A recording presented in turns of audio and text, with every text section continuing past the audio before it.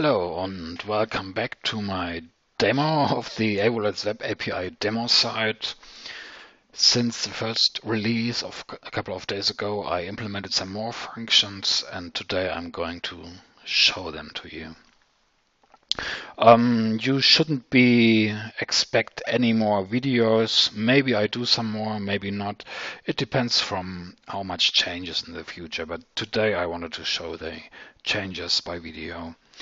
This is again the basic setup. So we have the Titan Mobile here, we have a little show there, we have 10 fixtures patched in there.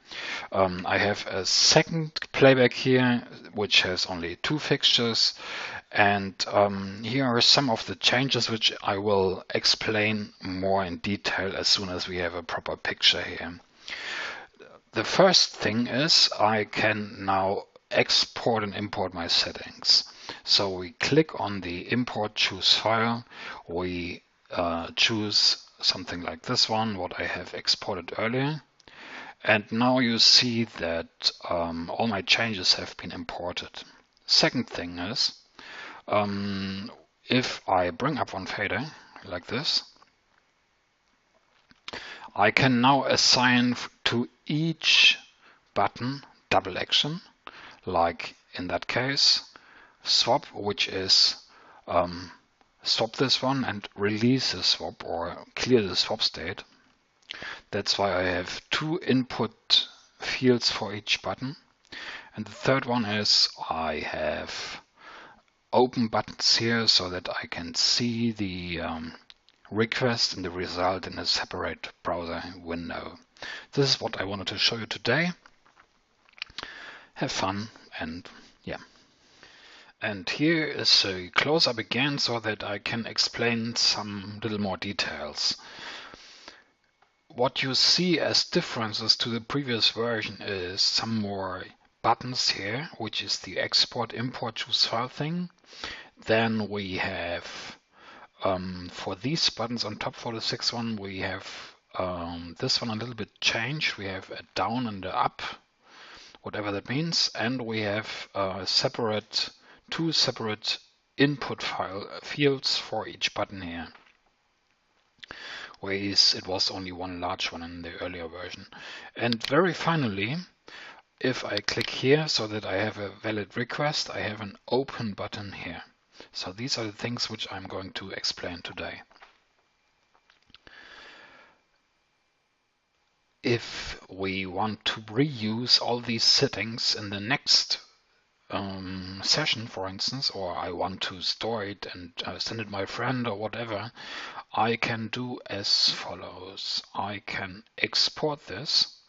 Unfortunately, there is no means to really make a save button here because for security reasons it's not possible that I can allow a web browser to create a file. But what I can do is I can click on export. Now I have a separate section here and it says copy the data below and save it as text file. That's what we are going to do right now. So we just click there. Now I hit Ctrl and C so that I can copy everything in there. And now I go to, where do I go? I open up a new program which is called Notepad.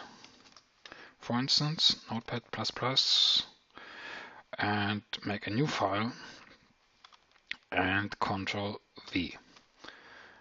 Save this, save as, and now I give it a new name, exp_English, and save. Oh, my fault, I give it a wrong extension. So again, save as exp English, but stxt. PHP should have worked as well, but in order to make it correct, we have the correct extension now. We can close this section. We reload in order to make everything empty or reset to previous values. And now we try it. So choose file, yeah? Import, choose file. and our file was exp.english.txt, and you see it directly loads everything from the file as I have done before. Okay, next thing what springs to the eye is for the buttons here as well as for the buttons here, and I now have two actions, not only one, which is executed when the button is pressed, but I have two actions, one for mouse down and the other one for mouse up. So if I click the button, the mouse down action is executed, and if I release the button, the mouse up action is executed. Same is for the buttons to the right side. I have a little hint in there. If you make it empty, it says button down action and button up action. Should be very much self-explanatory. This has something to do with functions like flash or swap. If you want to assign a flash function to a button, or say swap action like I have done here, then let's try. Now I swap, which is playback number 2, which has only 2 fixtures on there, and if I release it now it's released, and swap is, well, it's like swap. So I have two actions. One is if I press, let's have a look. The action is called playbacks swap playback user number. And if I click on up, on button up, so release the button, the action is clear swap playback user number.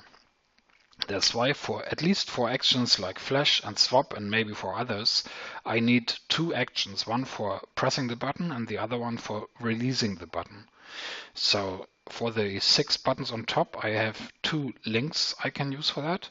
And for the buttons to the right, I have 2 fields where I can input the actions I want to use. Okay, and the last one, almost the last one, is on the very bottom. I have one button open per request. This makes it just easier. If I want to perform the request in a separate browser window, I just need to click open. Earlier I could just copy and paste it, but it's easier to just click open. An example would be not the successful request, because the open, the OK is added by the program, because from the console we don't get any response if something is successful. Yeah, we try, we're here, and I don't get anything. It's just a blank page.